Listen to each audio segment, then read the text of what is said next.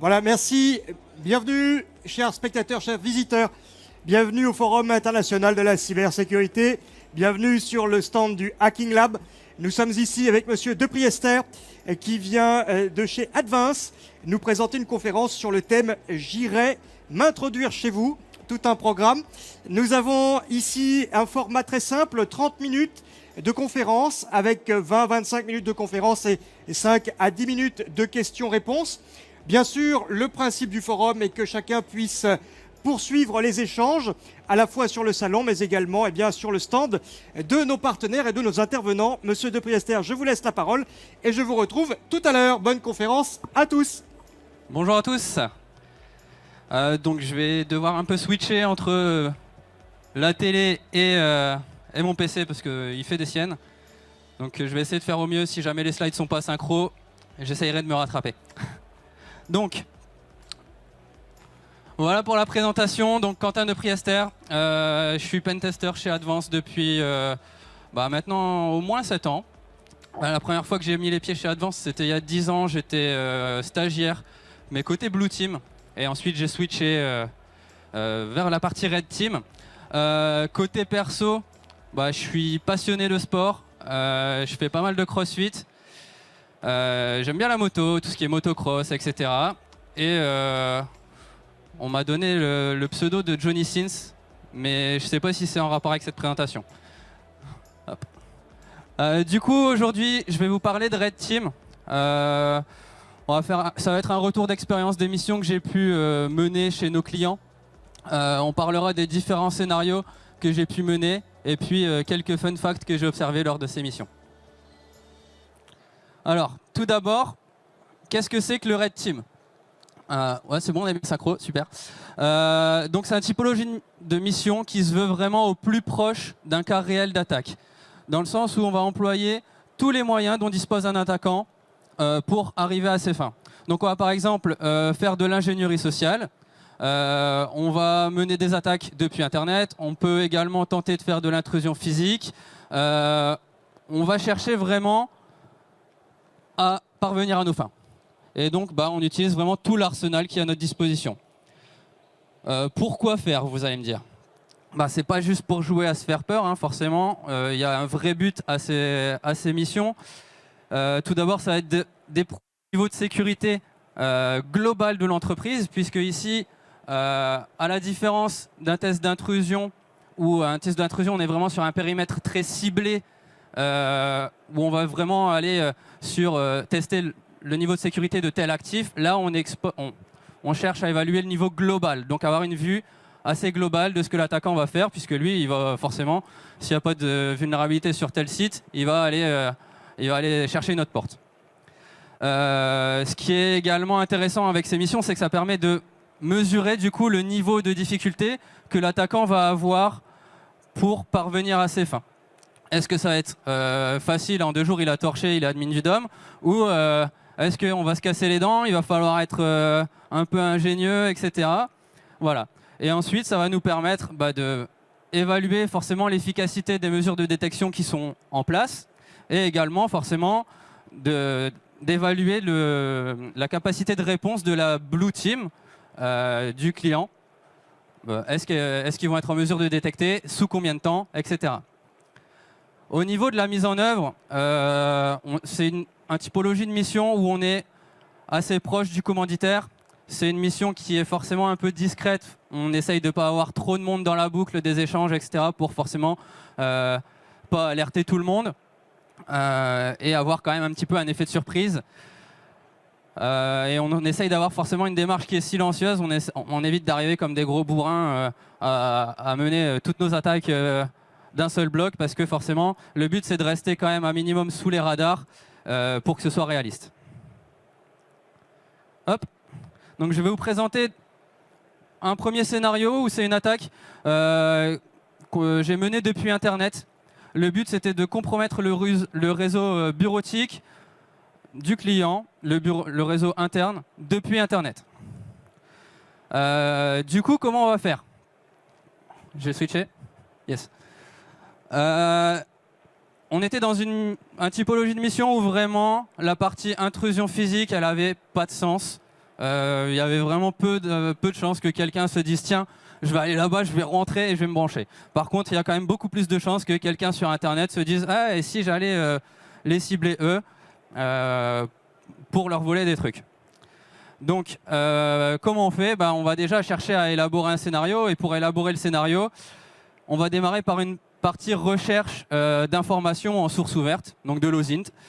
On va voir qui est-ce qu'on peut cibler, qu'est-ce qui est exposé sur Internet, etc. Du coup, d'après vous, qu'est-ce qui est intéressant de cibler? Quelle typologie de personnes on va cibler lors de ces attaques? Des idées? Ok, vous êtes timide, du coup, je vous donne la réponse. Déjà, il y a le top management. Le top management, pourquoi? Parce que forcément, ils ont accès à des données sensibles et ils ont accès à beaucoup de choses. Donc, ça peut être une première cible qui est intéressante. Les devs. Les devs, pareil, ils peuvent avoir des accès à des serveurs. Ils peuvent être administrateurs, ils peuvent avoir des clés API qui vont nous intéresser. Ça peut commencer à être sympa de les cibler aussi. Et en dernier, les RH. Parce que forcément, elles ont accès à des ressources sensibles, notamment sur la partie gestion des collaborateurs. Ils vont pouvoir accéder au SIRH. Ils sont en lien avec les managers, etc. Donc, si je peux me faire passer pour une RH, c'est quand même pas mal aussi. Voilà, donc on a identifié un peu les personnes qu'on allait vouloir cibler. Maintenant, comment on va les cibler? On va déjà regarder ce qui traîne, est-ce qu'il y a des leaks, etc. Est-ce qu'on va retrouver des mots de passe à droite, à gauche pour ces comptes? C'était pas le cas, pas de chance, enfin du moins rien qui marchait. On pourrait faire du phishing, vous allez me dire. Mais le phishing, il y a des problèmes. Comment on va faire pour contourner l'anti-spam? Si je fais un phishing de masse, forcément, je vais me faire détecter. Il va y avoir tous les filtres qui vont sonner au rouge. Je vais avoir un nouveau domaine. Je vais avoir potentiellement une pièce jointe ou un lien. Bref, il y a toutes les chances pour que mon domaine se fasse flaguer et que j'arrive pas à mes fins. Donc comment je vais faire pour le contourner à coup sûr, ce truc? Je ne vais pas envoyer de mail. Voilà, tout simplement. Du coup, j'ai imaginé un scénario où je vais utiliser Teams. Je me suis aperçu que le client utilisait Office 365. Et du coup, il y a un truc qui est super cool avec Teams, c'est qu'on peut, dans la majeure partie des cas, contacter des tenants externes, donc pour parler avec des prestataires, etc. Ce qui est tout à fait légitime dans bon nombre d'entreprises, mais ce qui moi forcément m'intéresse, parce que du coup, je vais pouvoir potentiellement les joindre via un tenant que moi je maîtrise. Donc le but, ça va être de créer un tenant, contacter une des cibles qu'on a identifiées précédemment, et en fait, dans ce tenant, moi, je vais avoir un nom qui est très proche de l'entreprise, comme je vais pouvoir faire pour du phishing finalement. Je vais avoir un nom qui est très proche et je vais me faire passer pour le support. Donc le but, ça va être de contacter la personne et puis de lui dire, bon voilà, il va falloir que tu redéfinisses ton mot de passe, etc. Donc ce que je fais, c'est que je crée un site qui ressemble grosso modo à l'interface Office 365 du client. Bon, le client, c'était pas Advance, mais bon, c'est pour la démo. Et du coup, il n'y a plus qu'à contacter et lui dire, vas-y, change ton mot de passe. Donc, est-ce que ça marche? Du coup, ouais, ça marche super bien. Ce que je fais, c'est que je lance la conversation. Je lui dis, bon, on détecte qu'il y a des connexions à l'étranger avec ton compte. C'est bizarre. Est-ce que tu t'es connecté via un VPN qui pourrait légitimer le fait qu'on t'identifie à je ne sais quelle région d'Afrique? Forcément, la personne va me dire non. Je vais lui demander si elle est sur site. Elle va me dire non. Du coup, je lui dis, faudrait que tu modifies ton mot de passe. Et la procédure pour ça, c'est d'aller sur le lien que je t'envoie. Et du coup, forcément, la personne, OK, je vais le faire tout de suite. Et là, elle va pouvoir cliquer sur le lien, mettre son ancien mot de passe, qui est donc le mot de passe actuel, son nouveau mot de passe que moi, je changerai après. Et puis, j'ai réussi à obtenir des premiers identifiants via ce moyen. Donc, c'est super cool. Moi, ce que je fais, c'est que c'est du temps réel, c'est génial. Ça permet d'avoir vraiment une interaction. Là où le mail, on va envoyer un mail et puis il faut attendre que la personne elle le voit, qu'elle le traite, etc. Là, c'est immédiat. Donc, je récupère les identifiants, je me connecte et mince, il y a la fameuse double authentification qui m'emmerde. Du coup, je fais au fait, tu vas recevoir un code qui va permettre de valider ton changement de mot de passe, faut que tu nous l'indiques. Et là, la personne qui est très sympa me file son code et je suis connecté.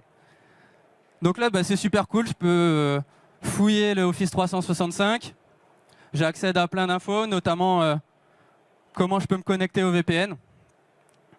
Donc c'est cool, j'ai les identifiants, j'ai plus qu'à télécharger le client qui va bien et puis je me connecte. Et puis l'accès au VPN, il n'y a pas de double authentification. Donc comme ça, c'est réglé. Je suis authentifié et je peux mener mes attaques.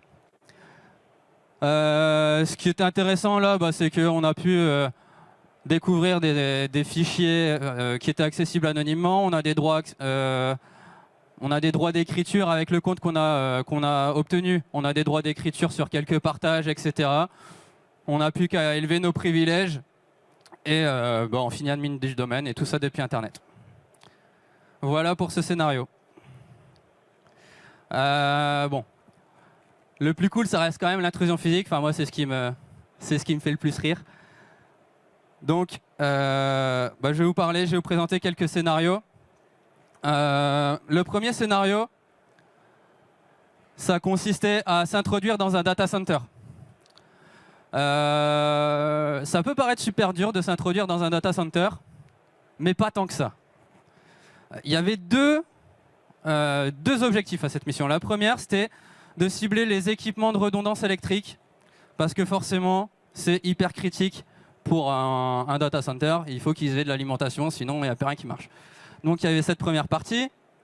Et la deuxième chose, critique également, c'est est-ce qu'on peut facilement accéder aux baies d'autres clients dans le data center.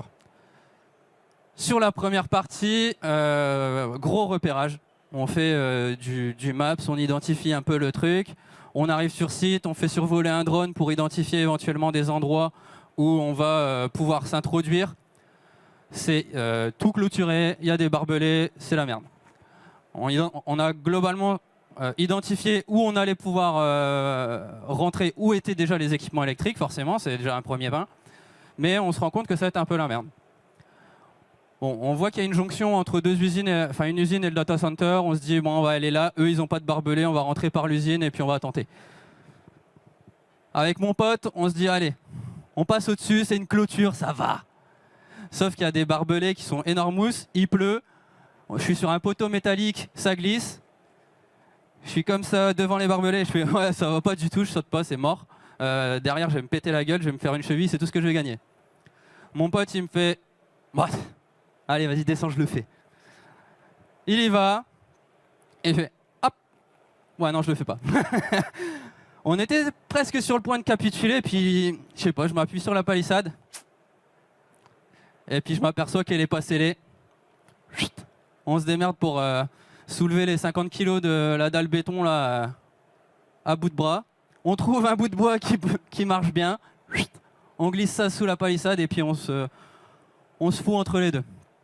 Et là, on arrive, on passe, et puis il n'y a plus qu'un grillage de 4-5 mètres à passer pour entrer dans la partie redondance électrique, et c'est gagné. Donc, premier challenge réussi.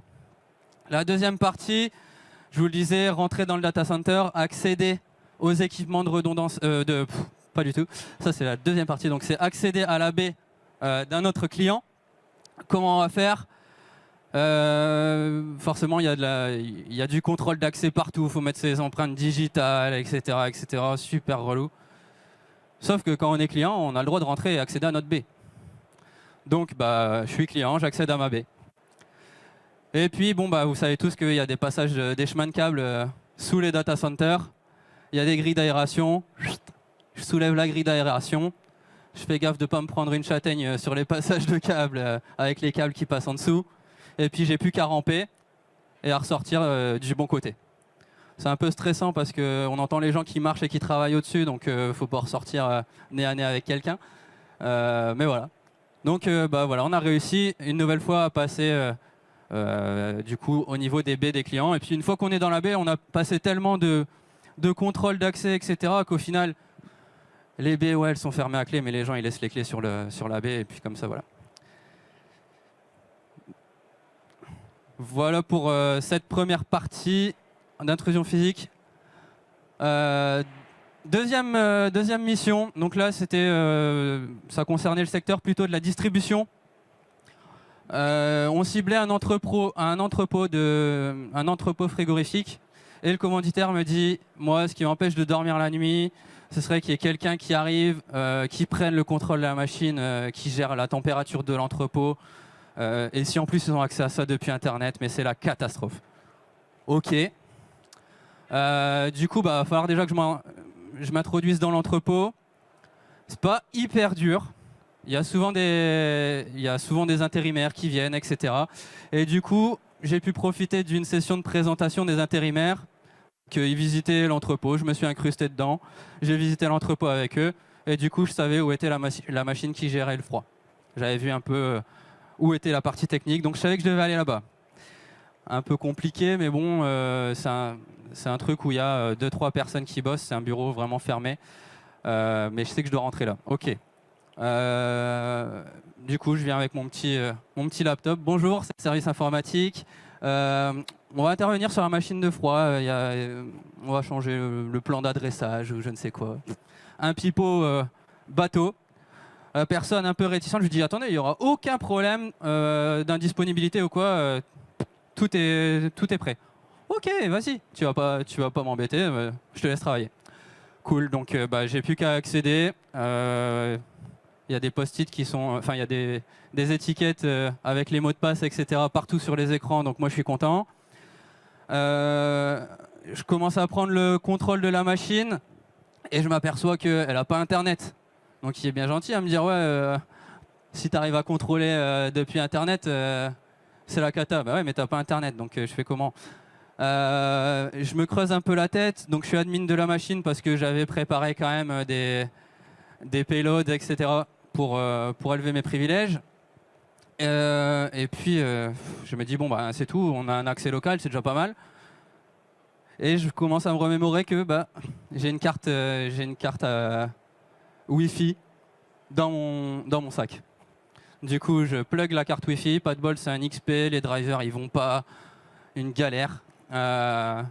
J'ai passé plus de temps à recompiler des drivers pour Windows XP qu'à élever mes privilèges. Mais dans l'ensemble, une fois que j'ai eu le Wi-Fi, j'ai pu mettre 1.4G. Mes potes, je lance le payload qui fait un connect back. Mes potes, ils sont au chaud avec un contrôle à distance sur un serveur qu'on maîtrise et terminé. Donc là, une nouvelle fois, challenge réussi. Plutôt content, le commanditaire un petit peu moins. Mais ça passe.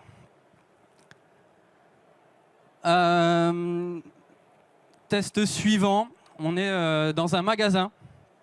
Donc là, on me dit, est-ce que tu peux réussir depuis le magasin à faire des trucs pas cool sur notre SI? Ok. J'arrive dans le magasin, pas de prise RJ45 nulle part, c'est une galère, je trouve rien. Je me dis c'est quand même dommage. Et puis à la sortie, je vois qu'il y a quelques bureaux, etc. Notamment un bureau qui est ouvert.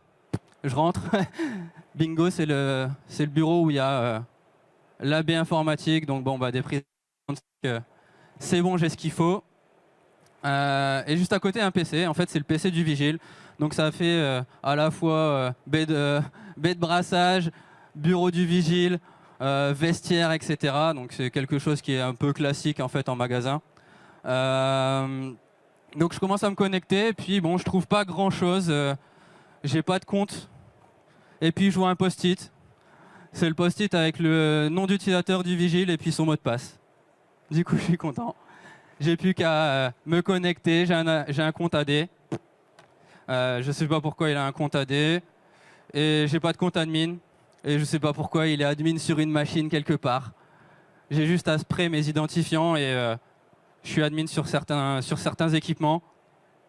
Et j'ai plus qu'à dérouler la suite du test d'intrusion comme ça et passer admin du domaine. Donc, depuis un compte simple utilisateur à la base qui en fait a des droits un peu trop privilégiés sur des équipements. Hop. Toujours dans un magasin, je me promène et à un moment je vois un post-it sur une étiquette sur un écran au niveau de la caisse. Je me dis c'est quoi ça? Et j'arrive à voir, je fais oh c'est écrit mot de passe ou je rêve? Et donc c'était bien écrit mot de passe et il y avait bien le mot de passe avec un 0, hein, pour pas que je me trompe entre le O et le 0. On sait jamais. Du coup bon bah j'ai juste en fait à accéder à cette machine pour au final avoir un compte. J'étais un petit peu embêté parce que je trouvais pas d'autres. J'avais le mot de passe, j'avais pas forcément le nom d'utilisateur parce que Etienne là ça marchait pas. Donc je me dis ok je vais essayer quand même d'accéder à cette machine. Du coup je vais voir la caissière, je mets mon petit costume Johnny Sins là, je prends mon PC sous le bras. Je fais y a pas un problème sur vos caisses là, faut que je fasse un truc, faut que je fasse une mise à jour et tout. Oh, ok, vas-y. Cool. Donc j'arrive, je suis sur la caisse. Et en fait, je m'aperçois que c'est un compte local, donc c'est un peu relou. J'ai pas non plus des masses de temps parce que je vais pas lui mobiliser sa caisse pendant toute une journée. Je me creuse un peu la tête, je trouve pas. Et là, je me dis bon, ok, je vais sortir mon PC, je vais aller sur leur mire d'authentification. Je fais passer toutes les communications dans mon burp. Et je demande à la caissière, tu peux t'authentifier quand même sur la mire que je vois si ça fonctionne. Elle s'authentifie sur mon PC, je récupère son mot de passe et je suis content. Donc là, on peut continuer, on est authentifié et on continue nos tests et jusqu'à élever nos privilèges. Autre truc marrant sur cette caisse, c'est qu'il y avait des badges, notamment des badges de gens qui les avaient perdus ou des gens qui les laissaient traîner. J'en ai profité pour le voler. C'était un badge, je ne vais pas m'étendre sur le sujet, mais c'était du MyFair avec des clés standards. Donc je l'ai dupliqué très facilement. J'ai chopé un tour de cou qui traînait quelque part aussi. Et là, je pouvais faire ce que je voulais. Hein. J'étais le roi du pétrole. Je rentrais, je sortais, j'allais dans la zone bureau, j'allais dans la zone magasin. Et je suis revenu 2 jours avec le badge. C'était génial.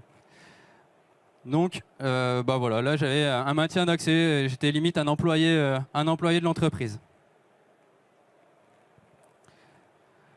La dernière partie de la mission, elle se déroulait cette fois au siège de l'entreprise. Bon là, encore une fois, le but ça va être de rentrer, c'est pas le plus dur. Il y a un accueil, mais bon, il suffit de se présenter à la bonne heure pour qu'il y ait un peu de monde et passer en même temps que tout le monde. Mais après, il faut quand même se retrouver un peu dans le bâtiment, identifier où est-ce qu'on va pouvoir se brancher, etc. Donc, un truc qui est cool, c'est les salles de réunion. J'identifie des salles de réunion. Et il y a un truc qui tend à se démocratiser et qui m'aide bien, c'est ces petits trucs là pour réserver les salles. C'est cool, ça me permet de savoir si je vais avoir du temps libre devant moi ou s'il va falloir que je speed. Donc là, je vois que j'ai du temps. Parfois, on peut même carrément réserver la salle depuis l'écran, donc c'est top. Là, j'avais pas de quoi réserver, mais bon, j'ai pu continuer comme ça. Je savais que j'avais 1 heure devant moi. Bon, c'est bien, mais ce qu'on se rend compte, c'est qu'il y a un coffret là qui est verrouillé avec un cadenas et qui nous embête pas mal. On voudrait se brancher, mais tout le passage de câble se fait là et on est bloqué. Comment on va faire? C'est un code à 3 chiffres, je pourrais le brute force, j'ai pas le temps de faire ça. Je pourrais essayer de le crocheter, j'ai pas le temps de faire ça. Comment je vais faire? Ok, il y a 2 vis là, je sors mon tournevis, bam, j'ouvre le truc, terminé. J'ai plus qu'à brancher un AP Wi-Fi et du coup j'ai un accès Wi-Fi où je veux dans le siège et je peux me barrer de la salle de réunion, je vais dans une salle de pause, terminé, et je continue mon test depuis la salle de pause. Hop. J'enchaîne rapidement parce que l'heure tourne. Ici, on part dans le secteur bancaire. Là, on est sur vraiment Un client qui est très mature, l'exposition sur Internet elle est minime, c'est hyper compliqué, il y a de la double tente partout avec une carte à puce, il faut passer par un VPN, etc. C'est relou. Je trouve pas de compte. Si je fais du phishing, de toute façon, j'ai pas la carte et la personne, elle a pas de mot de passe parce qu'elle utilise vraiment son lecteur de carte. Donc, si je lui dis de rentrer son mot de passe, elle va se dire, bah, il est con, quoi. Du coup, ce que je vais faire, c'est que je vais essayer de m'introduire dans une agence. S'introduire dans une agence, dans certaines banques, c'est facile, dans d'autres, c'est un peu plus compliqué. Là, c'est un peu plus compliqué. Par contre, c'était des locaux partagés. C'est une petite structure. Il n'y a pas grand monde qui travaille. J'ai été faire du repérage. Je vois qu'ils sont même pas une dizaine, donc ils vont tous se connaître. Donc il va falloir faire preuve d'ingéniosité parce que les chances de rentrer clandestinement, c'est plus ou moins 0. Mais il y a un petit truc dans les locaux qui me fait « Ah, il y a un truc à faire là ». Je vois Dalkia et c'est des sirènes. Jeudi vers midi, ne pas évacuer. Ok, cool. Qu'est-ce que je peux faire avec ça? Bon, bah moi aussi, je sais imprimer des trucs. Salut, c'est Dalkia. Maintenant, je vais tester les détecteurs de fumée, puis ce sera vendredi midi. Hein. Et puis, bah, comme je sais imprimer plein de trucs, je sais aussi imprimer des badges. Donc, bah, je travaille plus à Advance, je travaille à Dalkia. Hein, cool. Toc, toc, toc. Je viens tester les détecteurs de fumée, vous avez vu, c'est aujourd'hui. Ok, allez-y, monsieur. Très bien. Et puis, à l'occasion, si vous avez une échelle, pour que je puisse accéder au détecteur de fumée, c'est pas plus mal. Je viens avec ma mallette d'outils qui, en fait, cache mon PC dedans, tout simplement. On me laisse le champ libre parce que bon, il est midi et donc on aimerait bien aller manger. Donc, vas-y, fais ta vie. J'ai plus qu'à faire quelques petits trucs, intercepter les communications réseau, récupérer un hash, etc. Essayer d'élever mes privilèges. C'est du test d'intrusion classique. Pendant ce temps-là, pendant que mon PC tourne, intercepte, etc., moi je me promène. Oh cool, il y a un petit calepin avec un mot de passe écrit. Il y a des clés de coffre-fort. Il y a un accès à la baie de brassage, comme ça je peux mettre mon petit implant et puis je peux me barrer quand je veux. Éventuellement, j'aurais pu le mettre dans le faux plafond aussi, vu que j'avais l'échelle. Mais bon. Qu'est-ce qu'on retrouve aussi une fois qu'on est sur le réseau interne et qu'on a intercepté quelques communications, on a un accès à la boîte mail du DRH, à la boîte mail du CEO. J'accède au salaire de l'ensemble des collaborateurs, donc c'est cool, c'est déjà des bons petits trucs. Qu'est-ce que je peux faire? J'ai un accès, je trouve un accès sur des fichiers, dans des scripts avec le service d'envoi de SMS. Donc je peux envoyer des SMS au nom de la banque. Je peux du coup forcément obtenir les OTP, etc. Des gens qui se connectent. Donc super. J'accède à... Oups. J'accède enfin à l'interface de gestion des documents. Et là, j'ai accès à l'ensemble de toutes les informations de tous les clients. Catastrophe. Donc là, ils étaient un peu palos et ils n'étaient pas super contents. Je me dépêche de finir. Là, on est dans le milieu hospitalier. C'est pas hyper compliqué de rentrer dans un hôpital. Il suffit de se péter une jambe. Sinon, moi, je voulais pas trop me péter de jambe, donc je me promène. Je trouve pas d'RJ45, mais bon, je me promène et je trouve la partie administrative. Petit truc un peu marrant, c'est que je vois une fenêtre avec le bureau et je vois qu'il n'y a personne dans le bureau, j'essaye de rentrer, c'est ouvert, cool. Je me dis qu'il est midi, elle est partie manger, donc je peux faire ce que je veux. Je commence à faire ma carto, etc. Et là, 10 minutes après, la personne arrive. Vous faites quoi dans mon bureau? Eh ben, je suis en train de te configurer une prise pour te mettre une imprimante. Ah ok, bon. Eh ben merci, je repasserai à 14h, je suis jamais repassé. Voilà. Deuxième jour, j'y retourne. J'avais repéré qu'il y avait une salle de formation. Je me présente au service de sécurité. Bonjour, je viens pour faire une formation. Ah ok, monsieur, tenez. On me file les clés de la salle de formation. Vous savez où c'est? Bien sûr que je sais où c'est. J'y vais et là, j'ai donc maintes PC. Je peux faire mes tests. Je suis pas admin du domaine. Je vais voir le client. Salut, au fait, je suis admin. Et voilà, terminé. Fun fact quand même pour terminer. Il y avait des mesures de protection, on avait désactivé le compte administrateur local sur les machines. Bon, pas de chance, il y avait une vulne, j'ai pu me créer un compte Advance qui était admin local, j'ai pu dumper les hashes. Je rejoue les hashes, puisque Windows permet de faire ça, c'est magnifique. Autant en profiter, je le rejoue, il est bloqué, je me dis merde, comment je vais faire? Il est bloqué, il est bloqué, il est bloqué, on fait quoi? Bah, je prends le hash et j'essaye de le rejouer partout sur l'AD. Ok, il y a 4 admins qui ont le même hash, le même mot de passe. Je suis admin du domaine 4 fois. Voilà, terminé. Voilà, c'est tout pour moi. J'ai dû speeder pour la fin. N'hésitez pas si vous avez des questions. On vous applaudit bien fort. Bravo. Alors, c'est vrai qu'effectivement, c'est une conférence très dense. Et puis, dans les différents milieux dans lesquels vous vous êtes infiltrés pour vos clients, il y a eu des expériences tout à fait différentes. Je crois que ce que l'on peut en retenir, c'est que lorsque l'on ne fait pas trop attention à ses mots de passe ou lorsque l'on est un peu trop coulant sur des procédures ou en tout cas des consignes, eh bien, tout de suite, faire ses courses prend un tout autre sens. On va accorder votre présentation, eh bien, redonner l'emplacement de votre stand afin que les discussions puissent s'y tenir. Je vous en prie. Du coup, on est le stand Advance, vous allez le reconnaître. Il y a un grand écriteau MySoc, donc n'hésitez pas à passer tout à l'heure. Et si vous avez des questions, je serai là pour y répondre. Merci beaucoup, merci chers spectateurs. Nous allons ensuite poursuivre le FIC et les conférences au Hacking Lab.